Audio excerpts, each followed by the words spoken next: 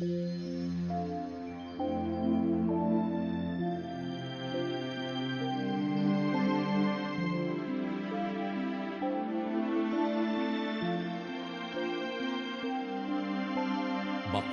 ang bumabasa at ang nangakikinig ng mga salita ng hula at tumutupad ng mga bagay na nangasusulat doon, sapagkat ang panahoy malapit na.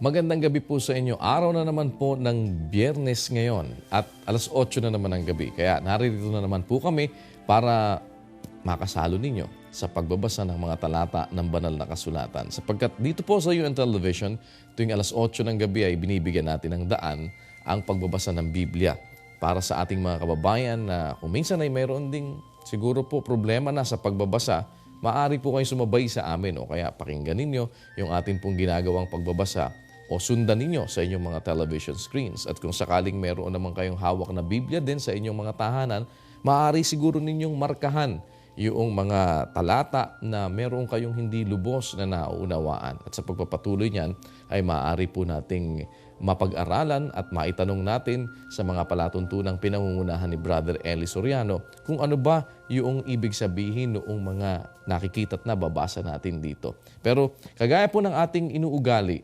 inaanyayahan namin kayo ngayong gabi, saluhan niyo po kami dahil araw ngayon ng Friday, ang atin pong babasahin sa pagpapatuloy ng ating ginagawang pagtalakay o pagbabasa ng mga talata ng Biblia ay ang kabuuan naman po ng chapter 12 ng Aklat ni Marcos.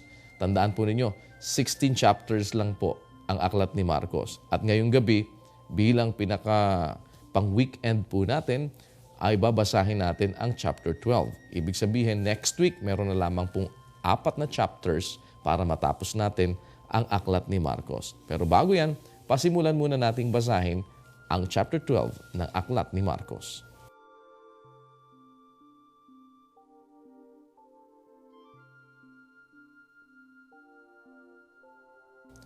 At nagpasimulang pinagsalitaan niya sila sa mga talinhaga.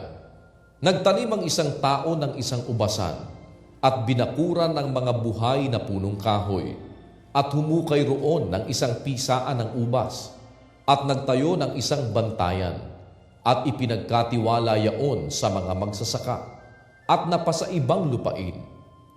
At sa kapanahunan ay nagsugo siya ng isang alipin sa mga magsasaka upang tanggapin niya sa mga magsasaka ang mga bunga ng ubasan.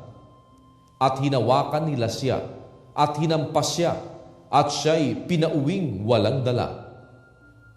At siya'y muling nagsugo sa kanila ng ibang alipin, at ito'y kanilang sinugatan sa ulo, at dinuwahagi. At nagsugo siya ng iba, at ito'y kanilang pinatay. At ang iba pang marami, na hinampas ang iba, at ang iba'y pinatay.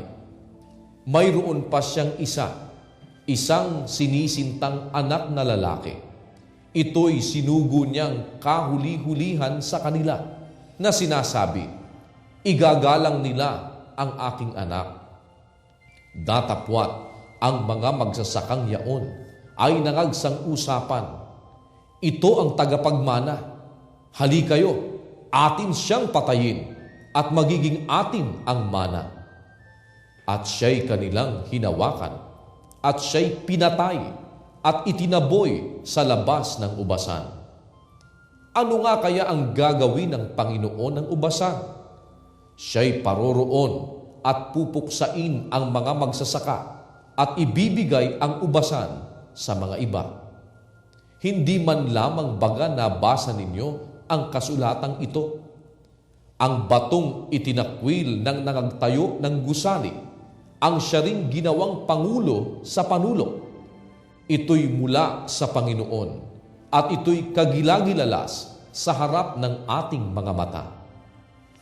At pinagsikapan nilang hulihin siya at sila'y natakot sa karamihan sapagkat kanilang napaghalata na kanyang sinalita ang talinhaga laban sa kanila at siya'y iniwan nila at nagsialis.